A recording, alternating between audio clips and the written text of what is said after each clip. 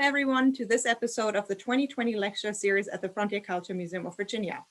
My name is Doretta Sobolewski and I'm the research coordinator here at the museum. And today I am very pleased to have my dear colleague Eric Wilson from the Rockbridge Historical Society with me, who will speak about Black lives at Natural Bridge in Rockbridge County, Virginia. And this talk is actually based on a collaboration with Natural Bridge State Park and the Virginia Museum of Fine Arts for their 2021 exhibit on Natural Bridge and American art. And I'm quite excited to learn more about it. But as always, before we get started, I would like to thank Virginia Humanities for supporting this lecture series and their tireless efforts to enhance our understanding of Virginia's histories, cultures, and traditions. We've been very fortunate to have received support from Virginia Humanities for the 2020 lecture series. So thank you, Virginia Humanities. If you would like to support programs like our lecture series, please consider giving to the American Frontier Culture Foundation. On our website, the donate button is located in the lower left corner. And if you're watching this lecture on our YouTube channel, the link is included in the comment section. And we are so grateful for your support and really appreciate you watching this lecture. And we do these programs for you. So send us an email or leave us a comment and tell us how you like this one or any of the other lectures. And now it is my distinct pleasure to introduce our speaker, Eric Wilson. Eric has been executive director of the Rockbridge Historical Society since 2012, and he serves as the state director for history with the Virginia Association of Museums. Growing up in Charlottesville, he earned his graduate and undergraduate degrees in English and American literature at Harvard University and Brown University, and was awarded research fellowships for advanced study at the Folger Shakespeare Library and the Emmanuel College at the University of Cambridge. After teaching appointments at Harvard and Boston College, Eric moved to Lexington to teach in the English department at Washington and Lee University, with courses in Shakespeare, Renaissance literature, women's studies. As a member of the history and English faculties at Norfolk Academy, he designed interdisciplinary courses ranging from African American studies and urban studies to modern European history and Irish literature. Since returning to Rockbridge County, he's also taught English classes and directed interactive learning projects in the city and county's elementary, middle, and high schools. He's a founding board member of the Portsmouth Colored Community Library Museum in Portsmouth, Virginia, and the Miller's House Museum of Transportation and Industry in Lexington, Virginia. And today's talk is entitled Revisiting Virginia's Frontier Icon, Black Lives at Natural Bridge from Patrick Henry and Thomas Jefferson to the Green Book. Welcome, Eric, and thank you so much for being here and all you do for museums and history education in Virginia and especially our area. Before we get started, can you tell us a little about the exhibit that the Virginia Museum of Fine Arts is putting together and how you got involved with that? Yeah, it's an exciting partnership, and I would just echo thank you to your institution, Frontier Culture, for being a leading regional organization and leader in the state and the Virginia Humanities. It's really important that our different organizations and approaches come together in different projects. And for this particular constellation, Virginia Museum of Fine Arts, and particularly curator Christopher Oliver, is putting together an exhibit that'll open in February, an opening lecture on February 5th. I believe that will be virtually accessible. An exhibit that will run for 6 months in August, and it's called Virginia Arcadia, the Natural Bridge in American Art. So it's going to be a pretty major exhibit. It'll travel to the Taubman Museum next year, maybe beyond. And obviously here in Rockbridge County, we're going to be an important source for that. So from the Rockbridge Historical Society's point of view, we had done an exhibit. We had it up from 2014 to 16 maybe, about images of the Rock Bridge. It was about the time Natural Bridge State Park was coming into being. We've worked with them on a number of projects, educationally and programmatically, including one in February 2019, which feels about 13 years ago right now. It was for Black History Month, and my colleague and now board member Matthew Jackson, who's a park ranger there, He and I collaborated for Black History Month in thinking about how to focus some of the narratives about Natural Bridge that are more familiar through art, through leisure and tourism, from the perspectives of focusing on some of the Black African-American colored people over the arc of time as they've been variously defined, both as visitors, as workers, as residents, as congregations in the area. So in the past year and a half, I guess it's been, the project's morphed in a few ways. And today, for this frontier-themed lecture series, I want to sink in a bit more on the earlier side. There's some important things about mid-20th century tourism and labor and the neighborhoods that have still call the area home in southern Rockbridge County. But the theme of frontier is one that I want to take up, and thinking not just about where we define the frontier or when we define the frontier, but in relation to whom. Who has access to the frontier? Who has mobility? Who doesn't? And I think asking at several points chronologically, 18th, 19th, 20th century, but also thinking about what areas are either coming to the bridge or are at the bridge and serving the area or moving beyond. That's a kind of broader framework that I think this project has the capacity to open up. So we do hope you'll see that exhibit. We've got 6 months, hopefully vaccines make that more and more possible. There's also an extraordinary catalog. I've just seen the proofs of it. So if you're not ready to make that in person, find your way to that book. They've done an excellent job on that, and we'll see how we can make that happen. So again, thanks for making this happen. Appreciate it. Yeah, sounds great. I'm really, really excited for that. I'm looking forward to seeing it. So, but now we are looking forward to hearing your talk. All right, I will begin sharing, and if you can just confirm you're seeing 3 Yep. images here. Great. Perfect. Okay, so I variously titled this project. It's a mouthful of a title, okay? As I say, it's in part because it wants to be quite expansive in concept and in chronological reach. And there's also an element that's really about envisioning Natural Bridge, and in part that's about visiting Natural Bridge, and then also about living and laboring at the bridge, okay? Certainly the frontier icon of the Rockbridge, of Natural Bridge, of Great Bridge, as it's been called, is one of the 7 natural wonders of the world. And we can track that from the early 19th century wallpaper we'll see here to some of the iconic photography that gets done over the course of the 19th century, and its appearance in the Green Book, the Negro Motorist Green Book, among many other kinds of travel brochures. So that's kind of the arc of where we're headed. Lots of thanks here. When I say these are partner organizations, I really mean it. One of the nice things about a recorded lecture here is, you know, pause on these, give them credit. I'm not going to run through them all. I will call attention to the top right here.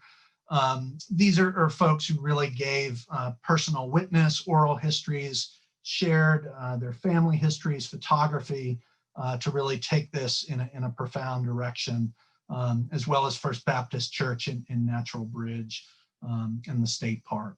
So thank you to all of these groups and ahead. We're doing it. Okay, I just noted, you know, this question of how we think about the frontier, how we revision it. You know, I think people are familiar with the Frederic Jackson Turner thesis about westwardness and American promise and the democratic spirit, and we can take that for what it is, and we can question it, and we should on both fronts.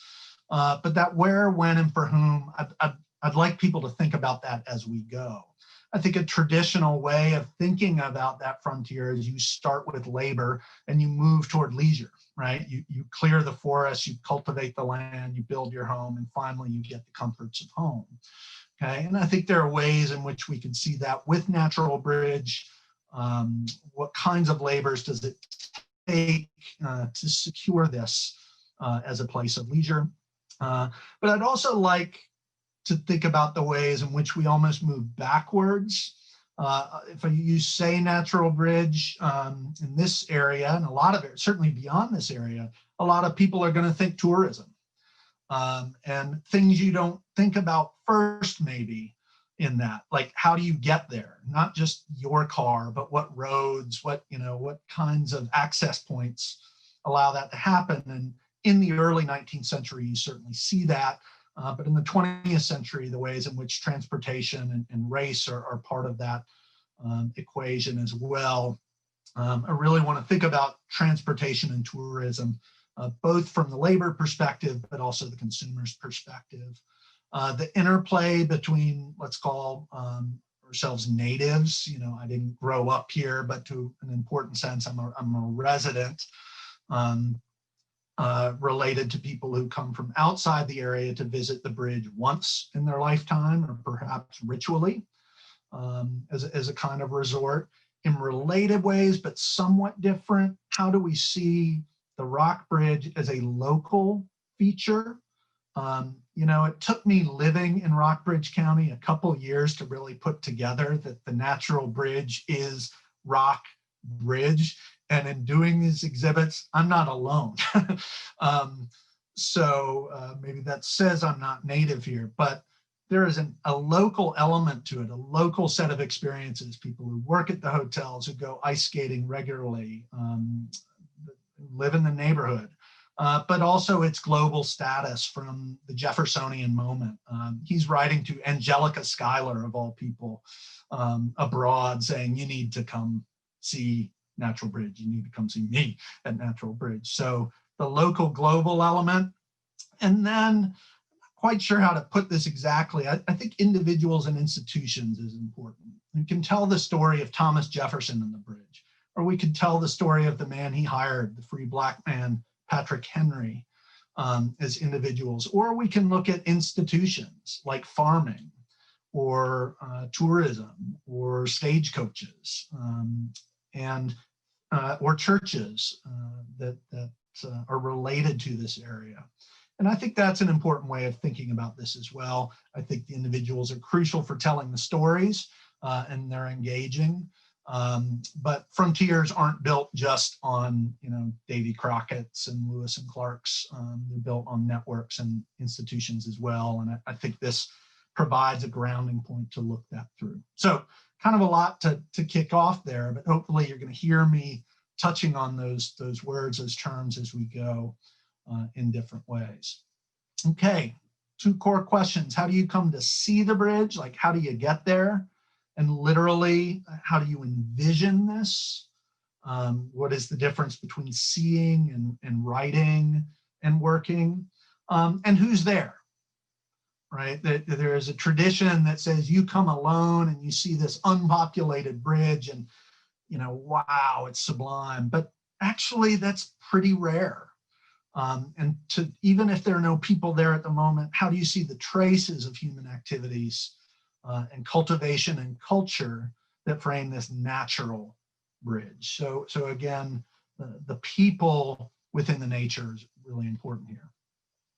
If I think about how I came to see the bridge, I'm going to give you 3 quick images here. This is probably what I would say the most famous image of the bridge. Christopher Oliver may have a different take, but it's certainly profound. I grew up in Albemarle County. This painting was about a block from the church I grew up in. It's the vision of the bridge I grew up with. And frankly, I focused, as most people, on this span, right? This big, huge, inviting ellipse. And then gradually you're like, oh yeah, there are people there. Or if you look super, super closely on your screen, there's a fence rail at the top. Like, why would you need a fence rail at the top? Transportation, travel. Okay. How did these people get down here in the clothes they're wearing? These are not questions I was asking when I was 10, but I think I'm prepared to now. When I came to live in Rockbridge, this has really been the one that's become my favorite. It's a more expansive vision. It's one that takes in the county. It's one that clearly focuses on the bridge and still looks west. I think much more expansively looks to a certain frontier. It's the same vision looking through the bridge to the west, but it's different here. And again, you know, it didn't take me a couple years, but took me a little while to say, oh yeah, that's a road. And oh yeah, those are sheep. Like, how does sheep get there? Oh, maybe it has something to do with that house, right? That this is a cultivated space. These are cleared fields. This is not the wild sublime that Jefferson writes about and others write about. It's this mid-level, right on the front edge of the Civil War. And we're going to come back to that. Okay, so this is kind of the bridge as I come to see it. But third, you know, this is kind of the bridge a lot of us know too, as consumers, as commerce, right? You pay your ticket price, you have a meal at the cafeteria, you buy your sweatshirt or your snow globe. I asked my daughter this morning, I think she was the last third grade class in our county, or the last really of any kids to take their school field trips there and see the wax museum before it closed. It was very much part of the experience of the bridge. And it's a different experience in the state park now or the historical society, but that's a real part of the experience that we can take seriously. And I'm very glad that when Joretta Heckscher presented programs with us, she brought an extensive collection of ashtrays and postcards and all these sorts of things. We get sent these all the time from people who say, oh, I thought the County Historical Society might want this. And even in the exhibit in our state's Fine Arts Museum, right? It's a state institution, they're making space for these kinds of things too. So those are kind of what I came to it with, but in the past few years, it's this perspective on African-American histories around the bridge, but more broadly that our historical society is working to flesh out and to add and complicate and give more voices to the narrative. There are a few ones that really help me see there are other sides to the story. There are other voices in the story. We'll come back to most of these in more depth. This is Jefferson's granddaughter in 1817 writing to her sister about a trip where a man named Patrick Henry, a free mulatto, someone who was hired by Jefferson in 1817 to take care of our lands, is their guide. He's entrusted to keep the key of the shot tower where they're making ammunition. Okay, so you see Patrick Henry and you think, well, yes, that's a voice of liberty. And I think we should think of this Patrick Henry as his own voice of liberty and possibility, not radical freedom, but one who is able to negotiate his own terms of land tenure and labor, to buy his wife's freedom, to raise 2 children, and to create his own life in a tradition in Natural Bridge. That was a really important step. In 2014, we were putting our exhibit together. This image too, this is a stereoscope. If you think old viewfinders, right? You look through the viewfinder and you'll see these people remarkably in depth. It can be hard to read race, to read skin tone through photography, through painting at very small scales. But certainly this is a colored baptism. It was noted in 1898 in the creek. Probably 100 people gathered here, men and women, very well dressed for an important event, probably coming from the nearby church or people they knew. This was a story to tell, right? This is like at the height of Jim Crow, right? This is 4 years before the 1902 Virginia Constitution rolls back, all the kinds of promise of voting rights that had come out through Reconstruction, okay? And yet this is a real claiming of space and tradition and spiritual community. To find that Natural Bridge showed up in the Negro Motorist Green Book, right in the middle of the 20th century. It makes a certain sense. Automobility becomes important for most Americans at this time, but how that's negotiated and where you can stay when you cannot stay at the hotel, right? When you cannot swim in the swimming pools, where does that happen? Either in businesses or in the homes of people who take in tourists as part of their own domestic economy in support of, frankly, national tourism and trade. And lastly, I mentioned some of the people who are writing these histories, Pat Wright, Naim Ziad, who has been especially helpful in talking these through. This is a 500-page book. It's in Washington and Lee Special Collections. It's in the Library of Virginia. It came out right after we had done this program, and I've learned so much from it. It solved so many questions that I've had. And a number of the people who I thank there are in these pages, and their family are. And it really stitches together a lot of these things in very important ways. So this was, I would say, a pivotal point in my own journey of understanding the bridge and the people and patterns that still shape it today. So we'll kind of move chronologically. Like I say, we'll mostly be in the 19th century or kind of the late 18th for a while. And maybe some of the 20th century stuff will kind of fuel back in through Q&A. Here's a rather stiff portrait of Jefferson. I've seen better, but it tells its own story. I mean, who's the star of the show here?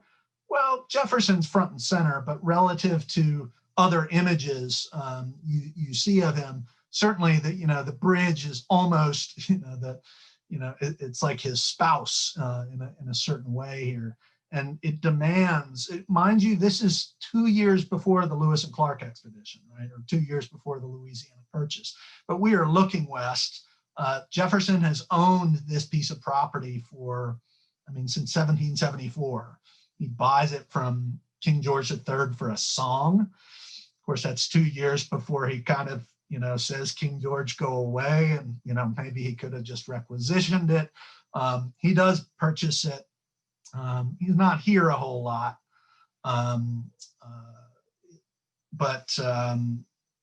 This is often where narratives of the bridge start, either with the Monacan traditions, and there was some Monacan settlement there and oral histories, and those are important to take on. And I don't know that we'll get much there today.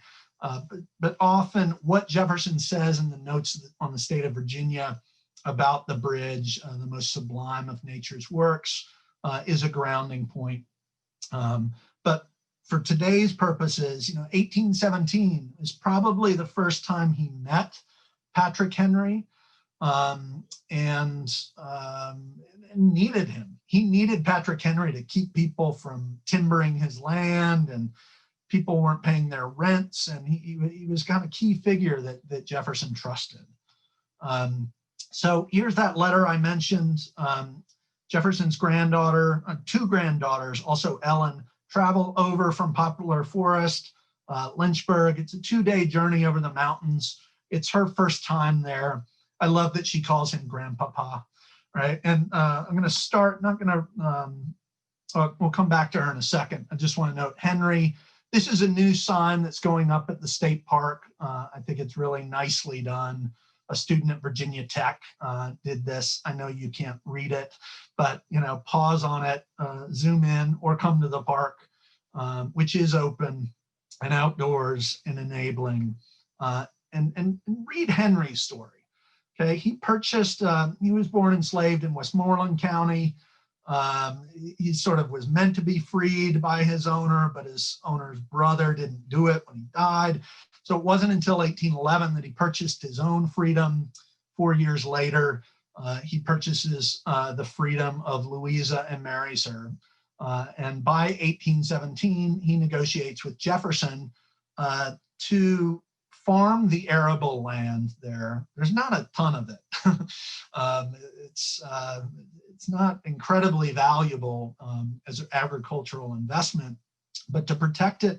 And Jefferson does this rent-free. He allows him to work the land rent-free. They both see something in this arrangement.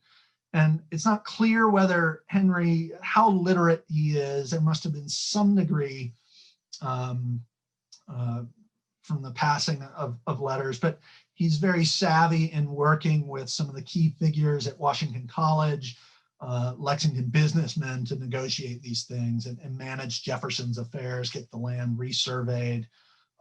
So I want to make sure, some people have misunderstood the relationship of Henry and Jefferson and seen him as one of Jefferson's former slaves, but they're really independent arrangements that both have interests at work. So on to Cornelia. I won't read all this, you can pause on it, but I want to start. She is let's put it, a genteel Virginia girl, right? She's raised in a certain kind of luxury. Jefferson will die radically in debt, which also means the bridge gets sold off, along with so much else, including Monticello. But she's growing up, you know, with books. I mean, she's reading Shakespeare, she's drawing Desdemona. It's fascinating to me that after she gets back from meeting Patrick Henry, and she's grown up around Black people, certainly, plenty, but she's drawing Desdemona and reflecting on this play. But she's growing up in a literary tradition. She's quoting Sir Walter Scott when she sees the bridge. I mean, she knows Romanticism by 1817, right? I mean, Coleridge, Wordsworth, Byron, Scott. She has absorbed this and she's producing it. This is part of her world, and it's how she describes the natural landscape. It's delightful, it's charming temperature, right? We start as picturesque and calm. It was a level part of the country. It was cleared in cultivation, okay, right? This is all that 18th century picturesque tradition. But now we're sort of moving into these things like never more surprised, rare, from that distance, halfway around the horizon, continued and unbroken, right? We're entering frontier here, okay? And she's doing that verbally through literary traditions, but also this is a girl who's drawing art, right? I mean, she has seen the bridge visually, she just hasn't visited it.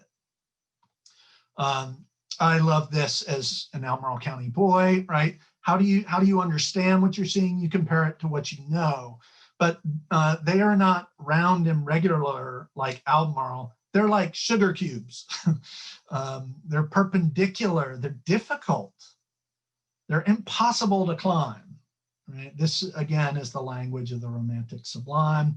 So what do you do when you're faced with the impossible? You find help.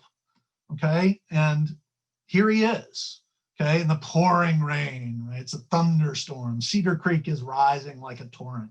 This is actually where she quotes Walter Scott. And there he is, Patrick Henry, in his proper name, right? His full first and last name.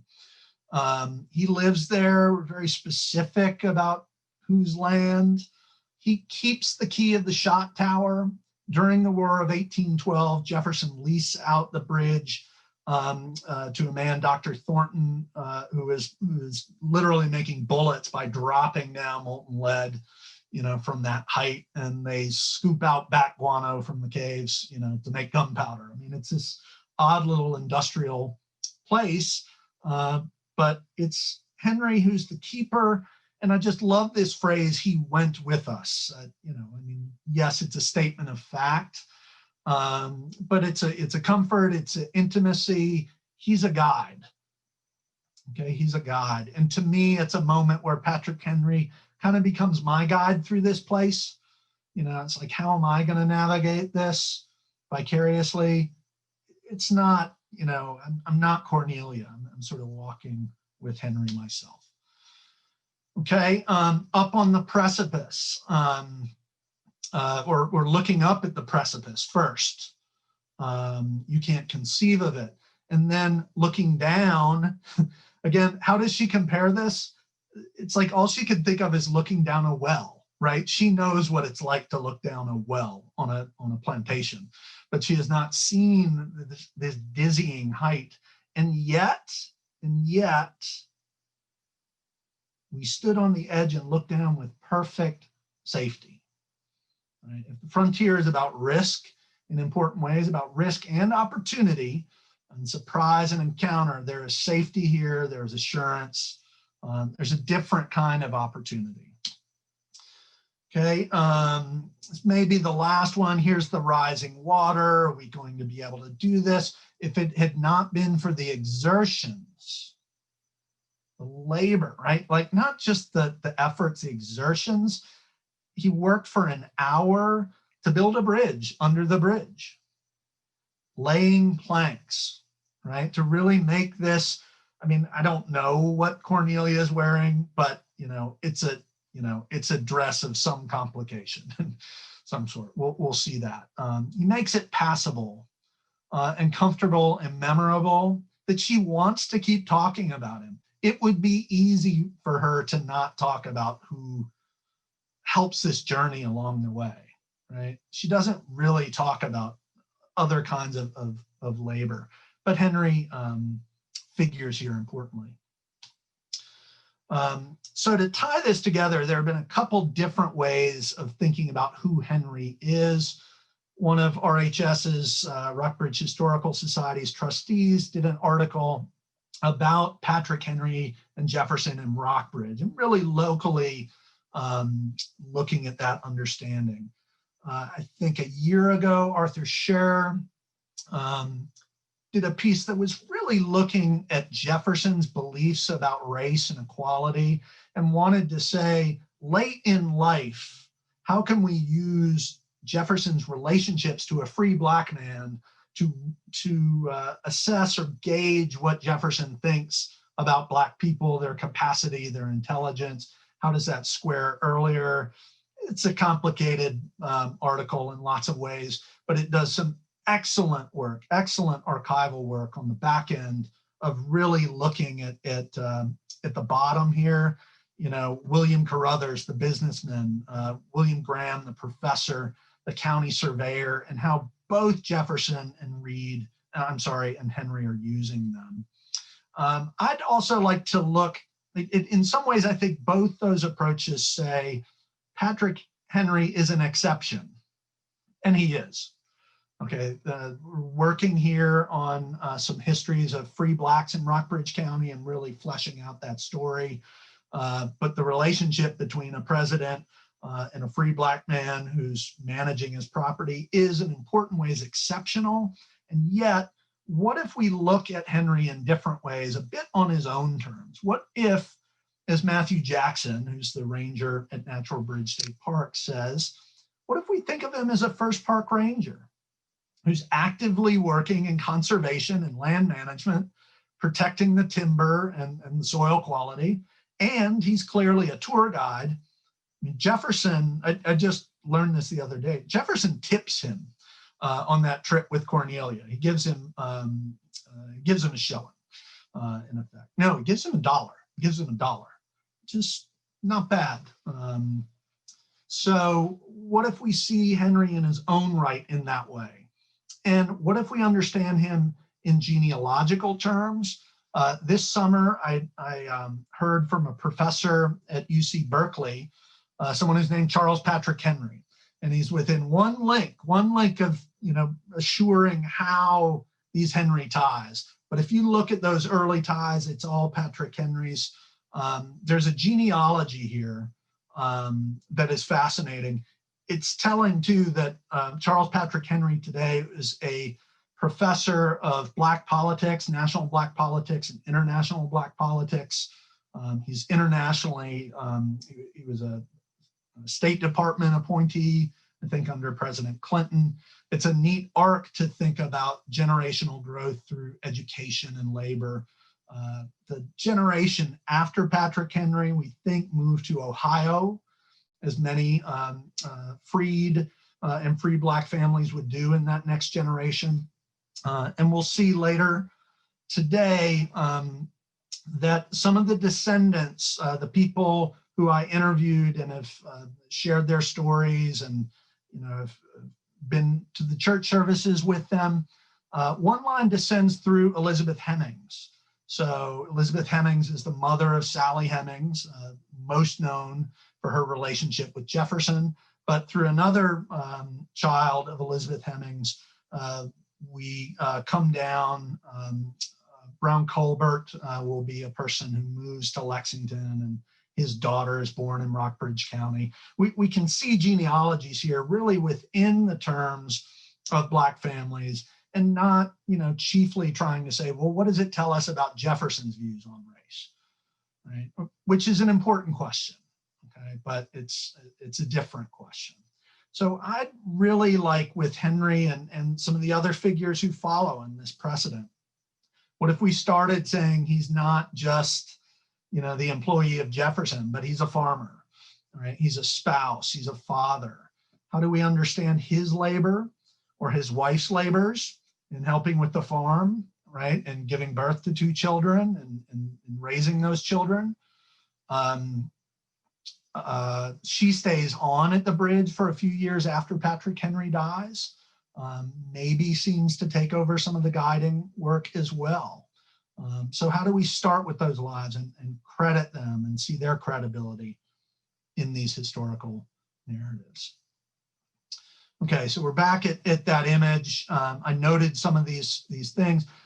Henry's brother, John Henry, is a freeman in Lexington. He works at Washington College, and he's actually an advocate for his brother. He writes Jefferson at least once, maybe twice, and basically says, my brother Patrick's he's not being done right with some of the other local tenants. You need to step up and handle this. And also will be involved in librarian colonization effort. So we can thread that family out broadly. Henry dies in 1829 for complicated reasons of Jefferson's debt. The bridge doesn't get settled and sold till 1833, and his wife and children are still there. Okay, right about the same time, this is one of the most remarkable images I have seen, and this is in the exhibit. This is a wallpaper strip. There are a series of wallpaper pieces about North America that were produced in France. Company is called Zuber. They're still operating today. I think you can still order this. And they tag Natural Bridge, Niagara Falls, the 2 iconic places. There's images of unloading boats in Boston Harbor. They're trying to take representative scenes, okay? And so the bridge is one, but what doesn't seem representative to me are the figures who, are centered in the image here, and are these very well-dressed Black visitors, right? They do not look to be laboring in the ways that the Native American figures here, I don't know if we'd call that labor or performance or hospitality. I mean, we could see that in different ways, but what we have here look to be, I mean, they're people who are dressed like 1830s people in France, quite frankly. And this is sort of a projection, I think, of what people like DeLaney, the artist, or Alexis de Tocqueville, who's writing Democracy in America in 1835, are sort of seeing. Is this a new emergent country and a mixing and that frontier spirit? Are we getting these kinds of visitors at Natural Bridge in the mid-1830s? I think it highly unlikely, okay? But is that a vision of what American energies, American directions might be from Europe? Apparently.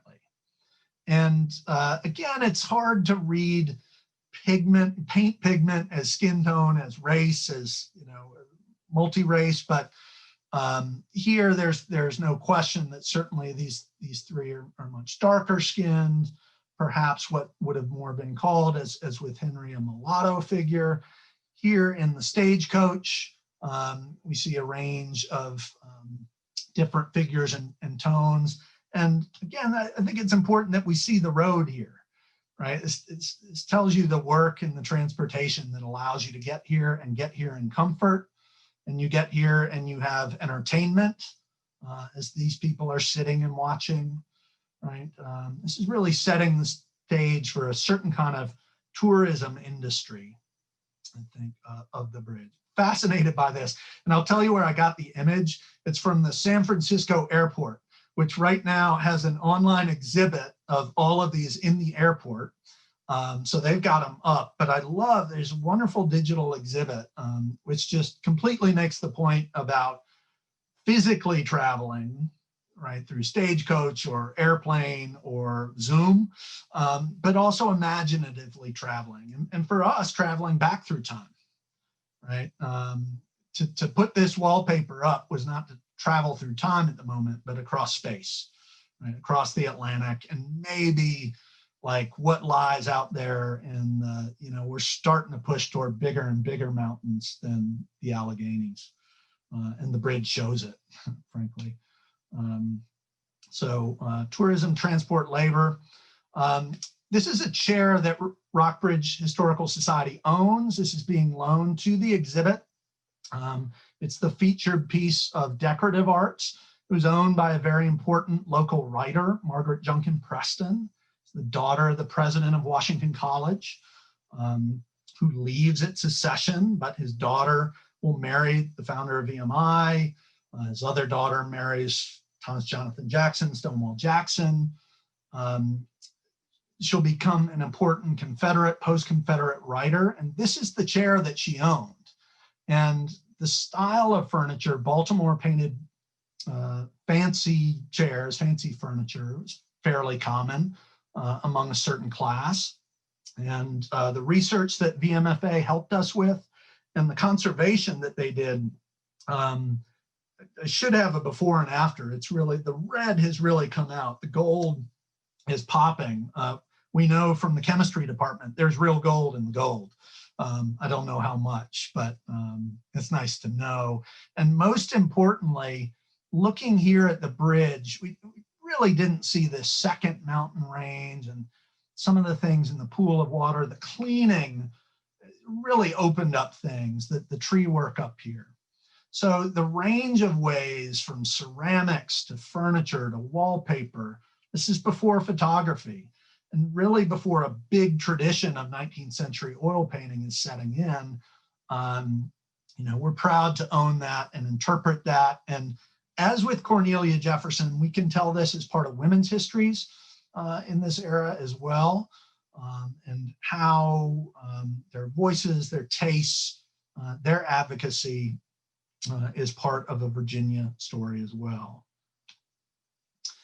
So there's our chair in full. Again, really grateful to the museum, the conservators, the researchers. This is the postcard that Chris Oliver has put together for the exhibit.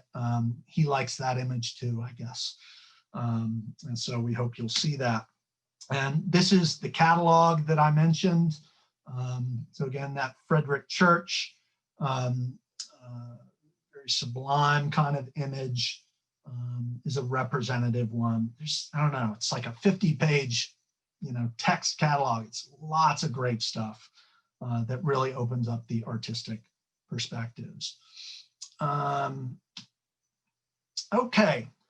So I said I kind of, grew up with this in a certain way. And by that, I just largely mean it's the conventional image. And as with many conventional things, we don't always see what's staring us in the face. I noted this tiny little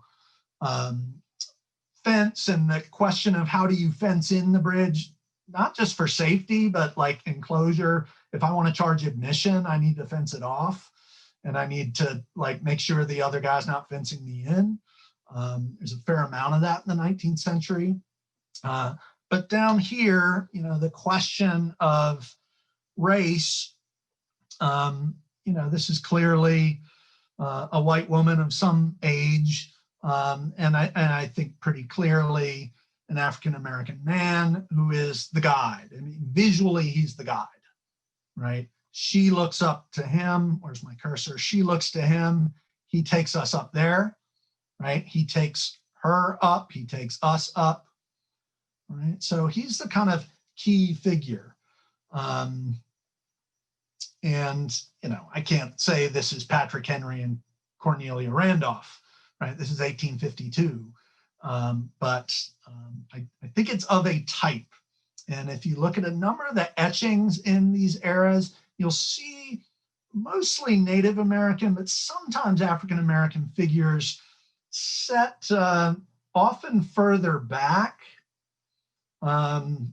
And then you have the more contemporary visitors. It seems to represent some kind of march of time or replacement, right? We're here now, they used to be here. Here's the timeless bridge. It seems a little different, but I don't think we should miss the questions of race here or of gender here.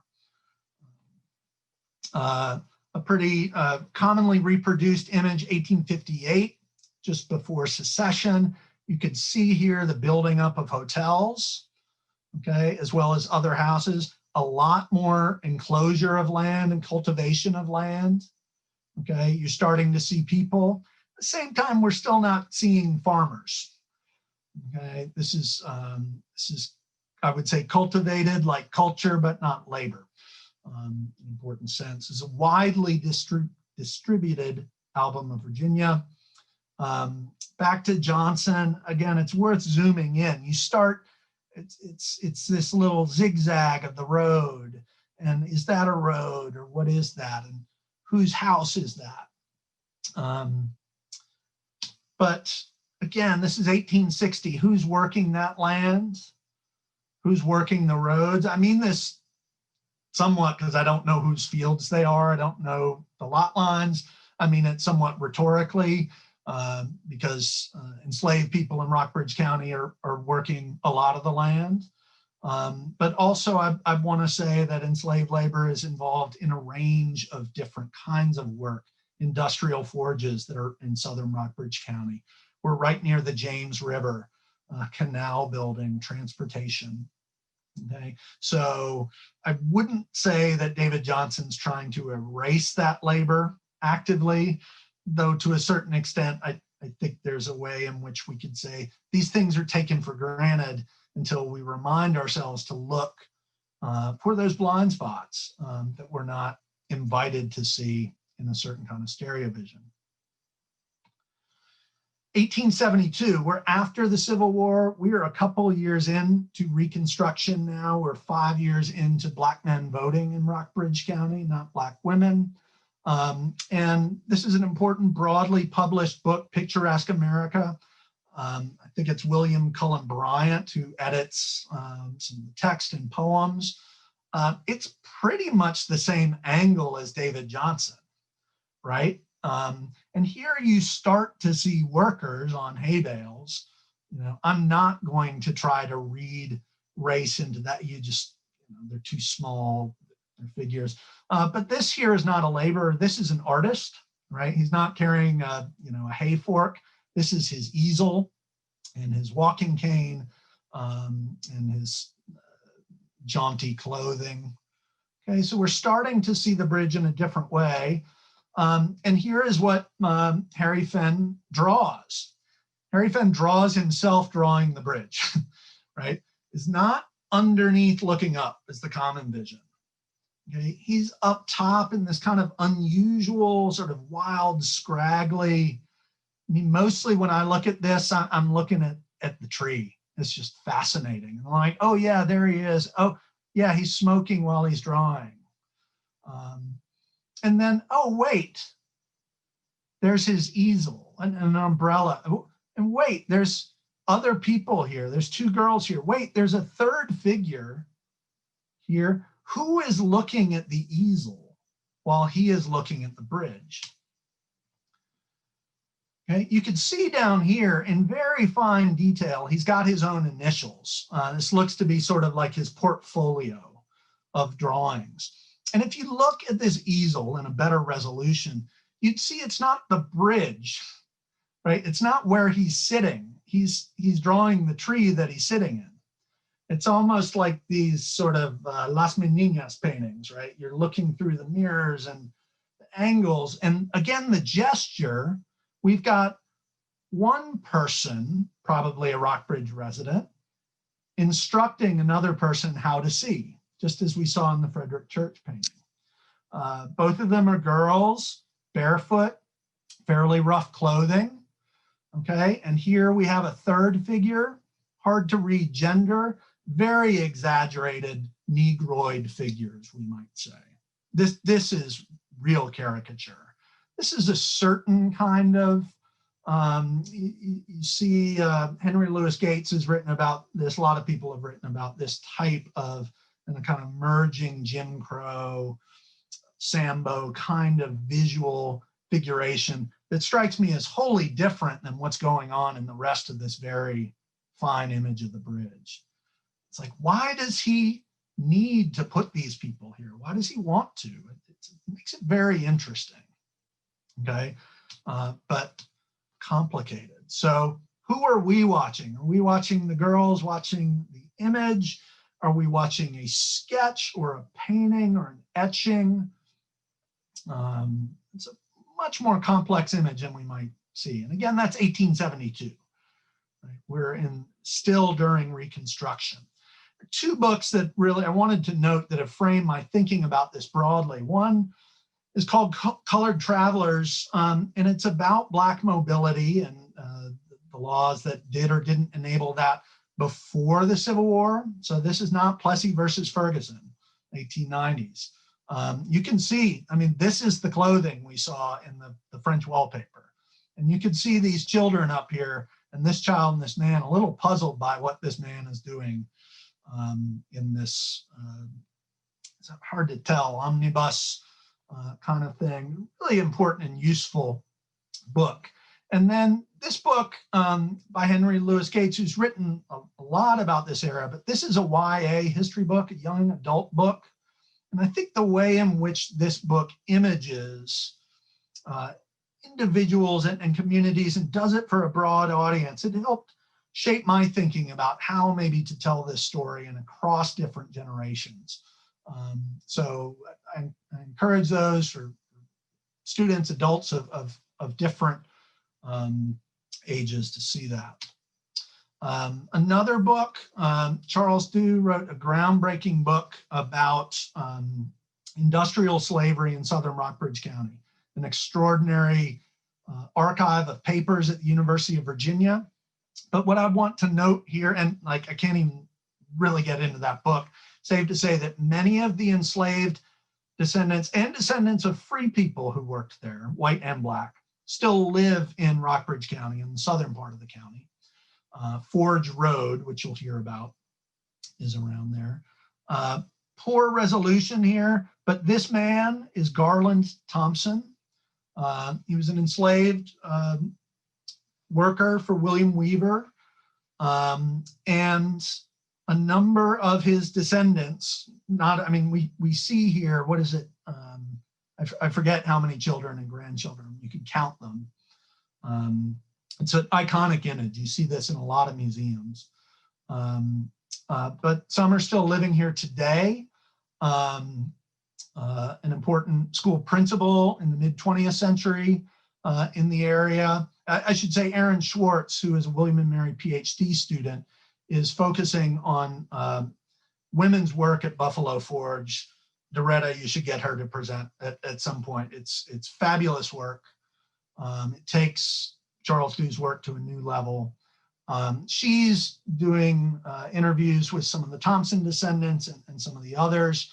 One of the descendants, his wife has worked with us on a number of projects. I mentioned Elizabeth Hemings. I won't track all the descendant lines here, but I will get to Ms. Hubbard, Ms. Nadine Hubbard, whose oral history really opened a lot of doors here and connections. She's sister-in-law to one of the figures we'll see a kind of key profile. And her grandson is the pastor of First Baptist Natural Bridge Church, which was founded in 1865, right? It was one of the two Rockbridge County churches that were founded, one Lexington, one in the county, and right after emancipation, and continuing that tradition. So I want to emphasize, the vitality. These aren't just lives in the distant past, right? These are lives that continue and are continuing to shape the ways in which we want to tell the history, not just the life and work that is being done here. And again, the Diamond family, I showed you that book. They've been generous with their time, particularly the Dixons. I'll move quickly here. This is the picture of that colored baptism, 1898. You know, this is produced by a studio in St. Louis, right? So these are nationally marketed. This is an image people want to see. And thanks to Seth Goodhart at Washington Lee Special Collections for loaning this. We blew this image up to about 7 feet wide at the exhibit so you could really see it. At the exhibit in Richmond, I believe, they'll have a stereo opticon so you can see it in depth. When you look at these people, you don't just look at the bridge, they stare right at you. I mean, I so want to know this girl's name and this man's name. I mean, they're looking right at the camera, they're looking at me. It feels personal, right? And this is a crowd. This is a real crowd. Rarely do we see, this is a broader argument, images of African-American people as consumers or visitors in sort of public imagery or public brochures. Okay, this is one of them. Okay, the wallpaper is one of them in their own complicated ways. And I think it's part of why, you know, I really want to unpack that. The church that it's likely many of these people are coming from is the church that I just mentioned. It's about a half-mile away. In 1926, it moves to another part of the neighborhood, but there's some real vitality of institutions here. This is the daughter of Natural Bridge's owner at the time. I don't know that she's writing about that particular one. In fact, part of her point is it's not uncommon for those baptisms to happen from one of the churches. First Baptist Natural Bridge, or as it was called, the Old Colored Church sometimes, is nearby, and still standing today is Natural Bridge Baptist Church, is overlooking the visitor center. Both of those churches came here, and surely other churches in the area. She writes in ways that are characteristic of the ways in which African-American spiritualism is often described. The colored baptisms are more impressive because they seem more deeply impressed. So while Cornelia Randolph is talking about being impressed sort of visually by the sublime and you know, the wild nature, here the impression is from the spirit. Okay, and Catherine Loomis Parsons, who is one of these women, I don't know which one, but that's what she's writing. Her father was crucial to the bridge. He was the 10th owner by 1881. He expanded the hotel. He invested in roads and stables. He also kind of split the property and put, I think, about half of it into a forest company, which we think of as maybe not conservation, but actually it kept the integrity of that land in crucial ways from getting cut up. And once those stables are there, that really becomes a draw for the hotel. They had 40 to 50 horses stabled there. You can see some of the stable masters there getting ready to, I mean, you got 2 little kids, right? You better take care of those little children on a horse. You better be able to manage them if you want to keep your job. So they're clearly good at that. 1890s, we start to see more sophisticated stage service from the James River and the railroads into Lexington. And here in 1906, you could see the hotel. This young figure is not the driver. You know, he's riding shotgun. These are probably Washington College students going to Lexington. But for reasons you'll see, I like to imagine that this figure might be someone named Guy Hunt. His age would maybe square. And we know that Guy Hunt did the kind of range of work as a teamster, as a hotel employee that makes it plausible and allows us to focus on the different kinds of labor that make these people's visits possible, right? That make Colonel Parsons and his daughter's livelihood there possible. This also is not Guy Hunt, but these are waiters at the hotel in 1903. Okay, clearly, you know, very assured and composed. don't know their names, but we're looking, right? These may be possible through family histories. Here's the draft record of Guy Hunt. He's drafted in World War I, and he's listed as a Teamster. We know he's colored because the corner is torn off. That's what happened to African-American men's registration cards. So his skill is identified as Teamster. Here's his picture, right, as a soldier for the US Army, 1917. We know he's a soldier because he's got bullets, right? The idea that Teamsters weren't really fighting, they were just support, is certainly not true in World War I, right? Often that logistical, those labor battalions were out in front of the lines, arguably more dangerous.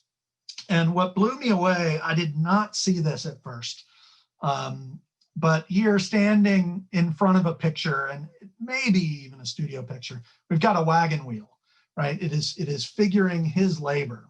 And for a man who did a lot of driving for his lifetime, who served the United States Armed Forces, who served the Natural Bridge Hotel, he certainly served his family and his church. There are a lot of threads that come together in Guy Osephort Hunt here. At the Diamond Family Cemetery, where I was able to take this picture, we see the span of his life, really was from the Plessy versus Ferguson moment to the Civil Rights Act, almost. Right? He had 2 marriages and 2 sort of wings of children who have contributed to this. And we'll need to move towards wrapping soon, I think, but there's a figure I've been writing a lot about named Eliza Walker. Think of her as kind of a superhero here in Lexington. She's born in Natural Bridge, right? So she comes out of this culture. I mean, remember those little girls we saw in 1872 etched in the corner of the painting? I mean, this is really, a girl who comes out of that moment and will become one of the most prominent social leaders in Lexington. She trains as a nurse in Washington, D.C. She's a poet, she's a singer, she's a national fundraiser. She campaigns for a Chicago congressman in 1930 as a national campaign to re-elect Oscar DePriest. She's a power broker.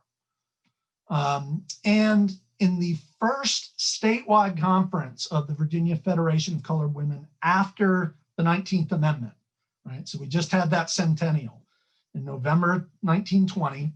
Next spring, the heads of the local chapters of the Virginia Federation of Colored Women, and Eliza is the Rockbridge chapter president, they meet and convene at her home. This is her home, 2 blocks up from First Baptist Church, where they have some of their meetings. And they take an outing to Natural Bridge. Okay, so if we saw like 80 to 100 people there for a baptism, here we've got, 60, 80 Black women going on an outing to see the natural wonder and to have what is described as a delightful picnic. And I think you should also see this as Eliza Walker displaying that she has the wherewithal to navigate and negotiate that social outing, right? That this is possible and enjoyable. And I don't know how many stagecoaches it took to get down there, but it happened. Okay, so she is another agent, not just of coming from Natural Bridge and getting there, but she advocates to build an orphanage and old folks home in Lexington. This is a DC newspaper ad picturing herself, Mrs. H.L. Walker. All of us are contributing here to build the bricks. All of these names are from like Pennsylvania, Ohio, DC, Baltimore, Richmond. She's got bona fides and fundraising investments to build an orphanage. These are some of the orphans she wants to support. One of them named Virginia, even. We think this is taken on the porch of the Walker farm. Sadly, don't think the orphanage fully got built. We don't know what happened with these 3 girls. All we know is they ran away from the Rockbridge poorhouse. Okay, and here is Eliza Walker taking them in. And this image, I should have shown the other one, is on a postcard that notes at the time, it's a fundraising postcard in 1918, during World War I. She says, while Black troops like Guy Hunt are fighting for us, you all need to invest in your community and support the old folks and the young folks of our community. He's doing that during 1918. It's like fundraising in a pandemic, right? You do it because it's important, and you can only do it if you have the skills and networks to pull that off. And she does. This is her husband. Those of you who know Lexington may know this as McAdoo's. Her husband, Harry Lee Walker, was a butcher and then a store owner. He had the big contracts to sell meat to VMI, to Washington Lee, to the fraternities. And if you think about young men who are hungry, like that's who you want to sell meat to. Okay, so he's very successful. She uses stationery from his building on her fundraising campaign, right? She's using his credibility to advance hers. This is the church they invest in. Okay, they're important leaders. This is the house they buy. It's a very prominent house on the top of what was initially called Freedman's Hill, now Green Hill or Diamond Hill. And that's where that convention met. They're take in people during the summer. This is a young woman who wrote that I've spent one of my happiest summers at Blandome in 1896. Like, I want to know that story. And I think shows, and we see some of this in Natural Bridge too, young girls coming from Washington down to Natural Bridge for the air, to get away from the city or to get resort jobs. So there's some back and forth traffic there. Just want to show you the Green Book bit, and then maybe we'll sort of go to Q&A and touch on other things. I think a number of people are familiar with what was called the Negro Motorist Green Book to indicate places for Black travelers to not only accessibly but safely travel. It's not called the Green Book because the book was green. It's called the Green Book because Victor Green published it, and so he made it green. Okay, so it's often misunderstood. This is 1939, the first year Lexington businesses enter the Green Book. It's the year our organization is founded. And in 1949, we first see Mountain View Cottage down in Natural Bridge. And it really was the attempt to find Mountain View Cottage that led me to meet the people who could help me do that, because it was difficult. It's not standing.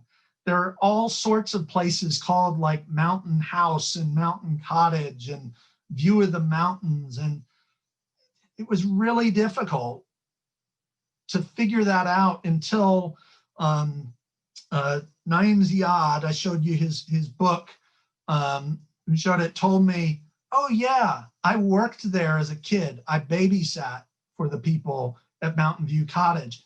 They gave me my first bike at 9 years old. It brought into a whole relief, a capacity to find ways, not just to this site. And these are some of the other Green Book sites. You can go back to this presentation later, see some of these Lexington sites, how we're mapping them. This is going to be an interactive map through time, a walking tour by partner organization. This is all that remains of Mountain View Cottage. And this is my colleague, Matt Jackson, as we were tromping around. There's the old roof, you know, found some spray starch and a toilet that helped us date some things. But again, it was the personal witness, that is Raggedy Ann spray starch, by the way, ladies and gentlemen. Apparently, you want to try that. That did this. Looking through the Natural Bridge Hotel archives wasn't doing that because they're not marketing Black travel. In 1939, they're marketing, you're going to Niagara or the World's Fair, or, you know, here are our new motorhomes.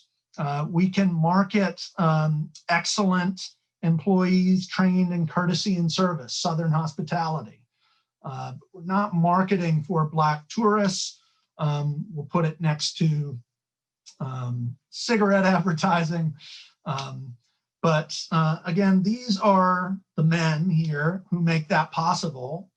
Here we have a man who grew up in Natural Bridge and became a head figure at the Hotel Roanoke named Theodore Carter DeLaney. His father was a head maitre d' at Natural Bridge Hotel, and his son, known to many in the area, and certainly to Virginia Humanities, was Professor Ted DeLaney. Ted was on the board. Ted was a fellow. He just died about 3 weeks ago. This is a great place to bear witness to the record of his work. Ted's done so much in unearthing and sharing to students and to scholars the histories of African-American lives in Rockbridge County. And to look at that generational arc of different types of work and different types of connection through generations. And for me, it's really been an important corrective, not just to stay anchored in Lexington. I think that's where a lot of our work has been done. So to look at the county and Rockbridge County and these ties between that sort of more the frontier of Rockbridge as integrated to what's happening here, I think holds great promise for directions we want to head in. So let me pause there and we can go from there. Perfect. Thank you so much. That is really fascinating. I mean, you've really expanded my understanding of who the stewards of the Natural Bridge land were and who claimed them in different ways. I mean, that picture of the Black baptism in particular is absolutely fascinating. So thank you so much. And it also challenged my understanding of the frontier, because when you work at a museum like ours, we have we constantly think about what is the frontier, how do we define it, and then it itself is a very challenging thing. So we, for example, think of the frontier as a mixing space of a geographical area where ideas from African Americans, Europeans, and American Indians came together, and where exchanges happened, peaceful and violent. It was back and forth. But the idea of the frontier in general is a very Eurocentric notion in general. I'm just on a side note, some more modern scholars think of the frontier as an area of indigenous occupation, which got invaded by Europeans as well. So, but yeah, go ahead. I'm really glad you used the word stewards, and I hope I did somewhere. I should have used it more. I like that word, not just in the sense of stewarding the land or stewarding the commercial enterprise, but I do want to emphasize that the stewardship of history, okay, and the families that have done this are stewarding that history in ways that we know family histories to do. And as a county historical society, we depend on that kind of genealogical work. But this has been different. This is a way, I think, of stewarding certain, not just content, but approaches to history, into, organizations and now, state museums that I think are going to, credit that. And again, credit and credibility is really important. On the frontier, I think you're right. It's absolutely what I wanted to both acknowledge and broaden. I remember it was, I think, a day before either I wrote you and typed something up, or we talked on the phone. I'm driving on I-64 to Richmond, actually. And I pulled the car over because I had this idea about frontier. And it hit me with all this Green Book stuff that it was the Kennedy moment. I can't remember whether it was Kennedy or Johnson who used the phrase new frontier, right? They tried to reactivate that sense for a new moment of American promise. Of course, the moment that is, maybe call it the height of the civil rights movement, or maybe not, right? But it really should ask, is the new frontier, Apollo 11, or is the new frontier the Civil Rights Act of 1964? And so to take seriously that the frontier is not just moving westward or moving linearly forward, right? But the frontier is moving back and forth. And I'm really trying to look at, I'm fascinated increasingly in the late 19th and early 20th century. There's some kind of, call it an axis between Lexington, Natural Bridge, Rockbridge, and DC. I mean, other places, Baltimore, Pittsburgh a little bit, Richmond, people going to get work experience, educational experience, coming back, families moving back. I mean, we know that to be an experience of the classical, settlers frontier. But if we try to look at that model in different ways, I think we see different people, and we see the different tools that people use to make gains and to support their families and advance them. And so just to find, these are the people, the Dixon family. They run the tourist home, the Black tourist home that I did find a lot about through the Dixon family.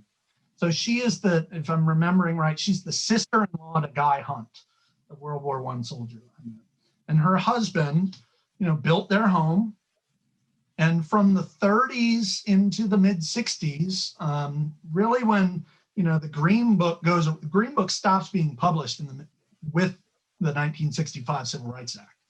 It's still difficult to travel across different colored lines, but they're housing dozens of guests, seating 20 people at their tables, and their home is also a farm, right?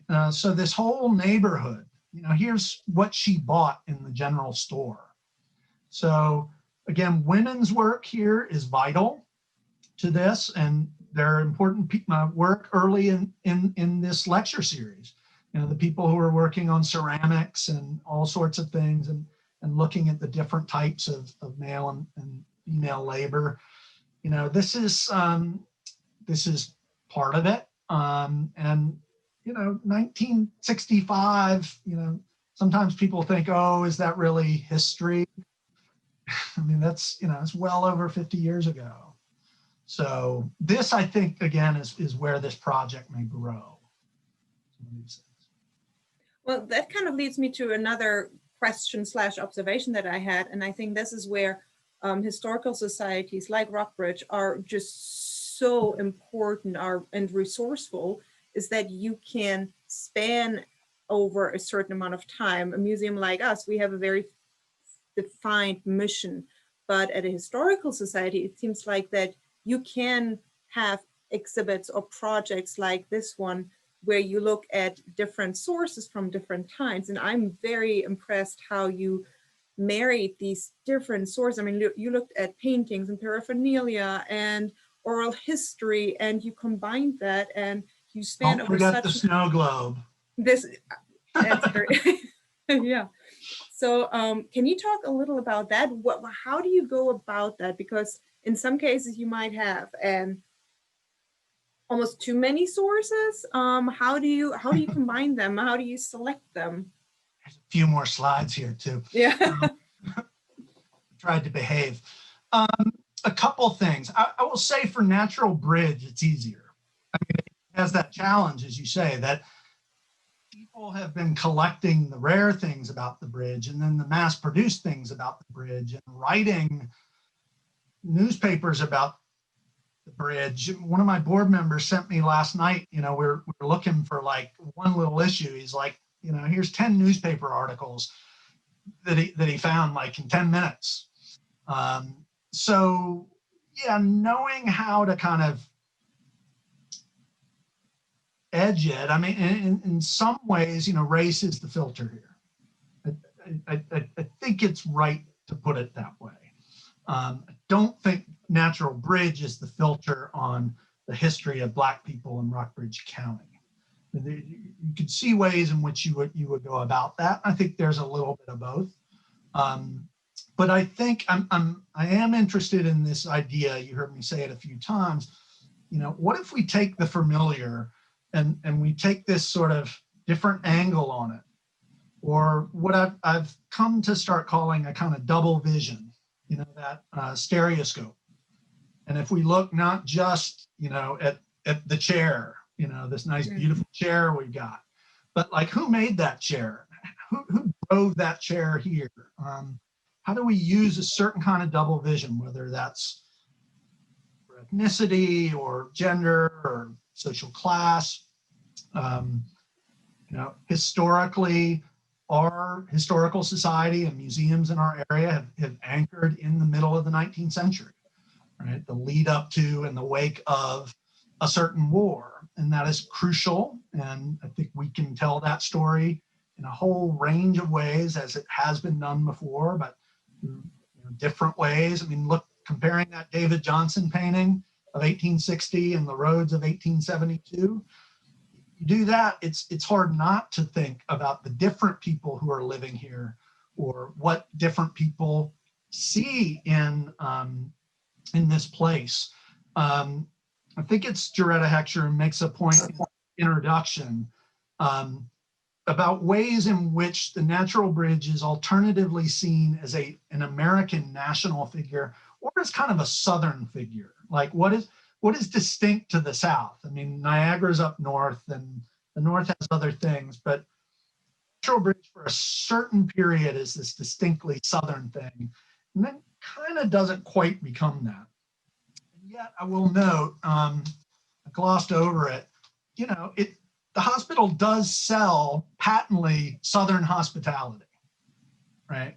Which can either be this kind of beige and warm term, or super loaded, right? I mean, who is Southern hospitality?